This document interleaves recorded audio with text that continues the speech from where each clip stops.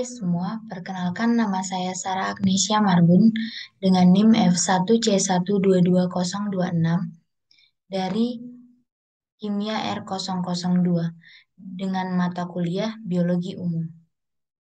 Di sini saya akan menjelaskan materi mengenai ekologi. Tahukah kamu, makhluk hidup dan lingkungan memiliki hubungan interaksi yang sangat erat. Interaksi antara keduanya akan membentuk suatu sistem yang disebut dengan ekosistem. Berbicara tentang ekosistem, tentu tidak bisa dilepaskan dari ekologi. Nah, ekologi pertama kali diperkenalkan oleh seorang ahli biologi yang berasal dari Jerman, yang bernama Ernest Haeckel pada tahun 1896.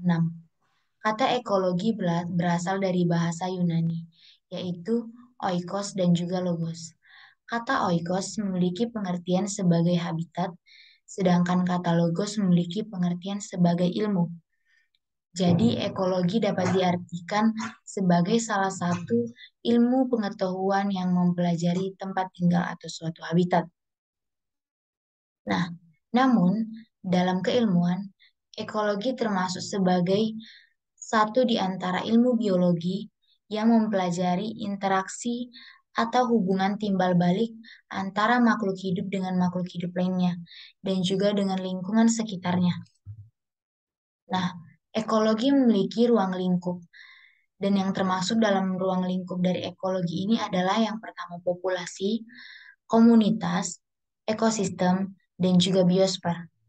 Ekologi juga sangat berkaitan erat dengan ekosistem, di mana ekosistem merupakan suatu sistem ekologi yang terbentuk oleh hubungan timbal balik tak terpisahkan antara makhluk hidup dengan lingkungannya. Ekosistem sebagai suatu tatanan kesatuan yang secara utuh dan menyeluruh antara segenap unsur lingkungan hidup dan yang sangat mempengaruhi. Nah, ruang lingkup ekologi terbagi menjadi 5. Yang pertama adalah organisme. Organisme merupakan benda hidup atau makhluk hidup. Kemudian populasi, merupakan kumpulan organisme yang sejenis dan hidup di suatu daerah tertentu. Kemudian yang ketiga yaitu komunitas, di mana komunitas merupakan kumpulan populasi dari berbagai jenis organisme yang berkumpul di suatu daerah tertentu. Kemudian ekosistem. Ekosistem merupakan hubungan timbal balik antara makhluk hidup dengan lingkungan sekitarnya, baik makhluk hidup ataupun makhluk tidak hidup, sehingga membentuk suatu ekologi. Kemudian yang terakhir adalah biosfer.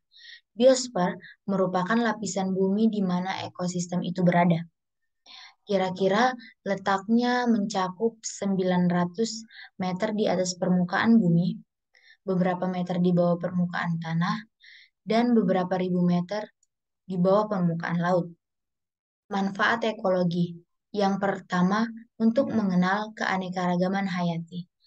Kemudian, untuk mengenal perilaku dari suatu makhluk hidup. Kemudian, mengetahui peran manusia terhadap lingkungan. Kemudian, untuk pemetaan konsumsi pangan. Kemudian yang kelima, untuk solusi masalah pertanian, untuk solusi masalah energi, dan juga untuk solusi masalah kesehatan. Nah, jenis-jenis ekologi terbagi menjadi 9, yaitu yang pertama adalah ekologi manusia. Ekologi manusia adalah cabang ekologi dengan fokus mempelajari tentang keadaan lingkungan hidup manusia. Kemudian, ekologi tumbuhan. Ekologi tumbuhan adalah cabang ekologi yang mempelajari tentang tumbuhan sebagai satu organisme dan memusatkan tumbuhan itu sebagai suatu fokus dengan mengabaikan manusia dan hewan.